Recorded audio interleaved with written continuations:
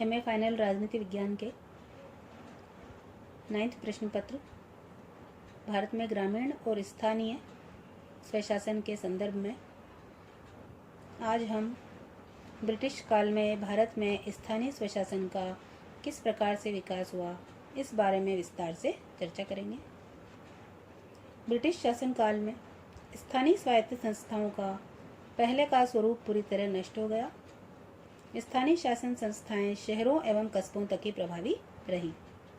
British शासन काल के दौरान ही भारत में पूर्व में विद्यमान स्थानीय स्वायत्त शासन संस्थाओं के स्वरूप में मौलिक परिवर्तन आया। ब्रिटिश काल में स्थानीय स्वायत्त संस्थाओं के इतिहास को ब्रिटिश सरकार की नीतियों के उद्देश्य एवं प्रयोजन की दृष्टि से निम्नलिखित भागों में बांटा जा सकता है। पहला, सन 1687 से 1881 ईस्वी तक। इस काल में स्थानीय प्रशासन ब्रिटिश साम्राज्य की हितों की पूर्ति का साधन मात्र था।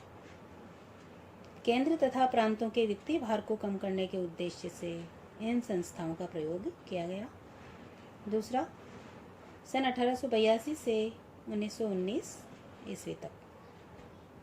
इस काल में स्थानीय शासन संस्थाओं के महत्व को स्थानीय स्वशासन के रूप में स्वीकृत किया गया। तीसरा काल था सन 1920 से 1935 ईस्वी तक। इस काल में स्थानीय शासन को प्रांतों के अधिकार क्षेत्र में हस्तांतरित कर दिया गया तथा जनता के निर्वाचित प्रतिनिधियों का इन पर नियंत्रण स्थापित किया गया। चौथा काल था सन 1935 से 1947 ईस्वी तक। इस काल में स्थानीय स्वशासन को लोकतंत्र की आधारशिला के रूप में स्वीकृत कर इन संस्थाओं के पुनर्निर्माण के प्रयास शुरू हुए। अब हम हर एक बिंदु पर यदि विस्तार से चर्चा करें तो पहला बिंदु आता है कि सन 1687 से 1881 ईस्वी तक का विकास। ब्रिटिश शासन काल में सन 1687 में मद्रास नगर निगम की स्थापना ईस्ट इंडिया कंपनी के द्वारा की गई। अतः भारत में 1687 से ब्रिटिश काल में स्थानीय शासन संस्थाओं का आरंभ माना जाता है।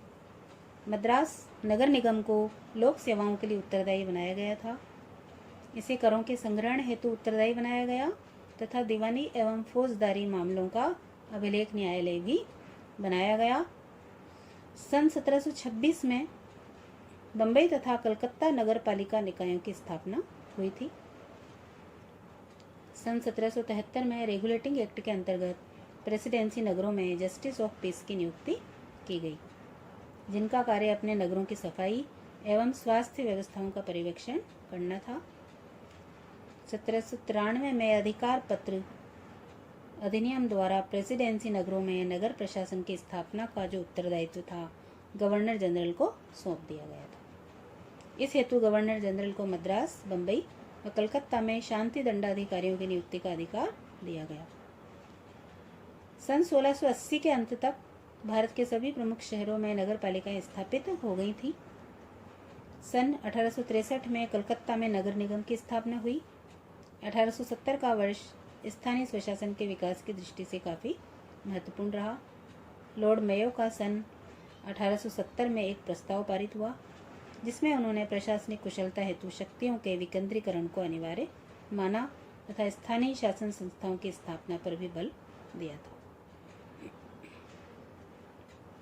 लॉर्ड मेयो ने भारतीयों को प्रशासन से संबद्ध करने की आवश्यकता पर बल देते हुए नगर प्रशासन को सर्वाधिक उपयुक्त मानकर नगर पालिका निकायों को सशक्त बनाने का परामर्श दिया। सन 1870 में बंगाल चौकीदार अधिनियम के द्वारा बंगाल में परंपरागत ग्रामीण स्थानीय संस्थाओं को पुनर्जीवित भी किया गया। स्थानीय संस्थाओं के आधार के रूप में निर्वाचन प्रणाली को केवल मध्य प्रदेश में लागू किया गया तथा 5 में से 4 महानगर पालिकाएं पूर्णतः नामित संस्थाएं थी।